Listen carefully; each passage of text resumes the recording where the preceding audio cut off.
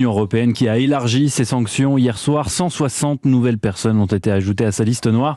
Des oligarques et hommes politiques russes dont les avoirs en Europe ont été gelés. Des sanctions économiques qui pleuvent sur la Russie depuis le début de la guerre. Les agences de notation craignent même que le pays ne puisse plus rembourser sa dette rétrogradée à la lettre C. Le défaut de paiement est imminent. Une situation qui aurait quelles conséquences, Aurélien Fleureau ? Alors tout d'abord, la Russie serait considérée comme un pays incapable d'honorer ses engagements financiers, de rembourser ses créanciers. Cette probabilité de défaut vient de passer de 50 à 80% en une semaine et le rouble s'est effondré en perdant plus des 2/3 de sa valeur.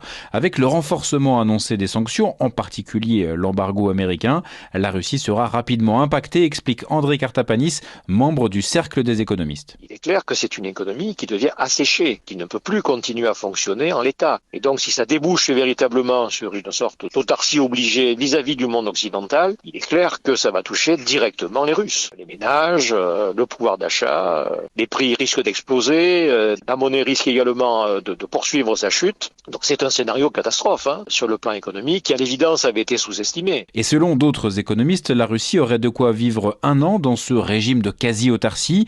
Ce défaut de paiement de Moscou serait du jamais vu depuis 1998. Le pays avait traversé une crise financière majeure et avait dû attendre 12 ans pour à nouveau emprunter sur les marchés. Aurélien Fleureau.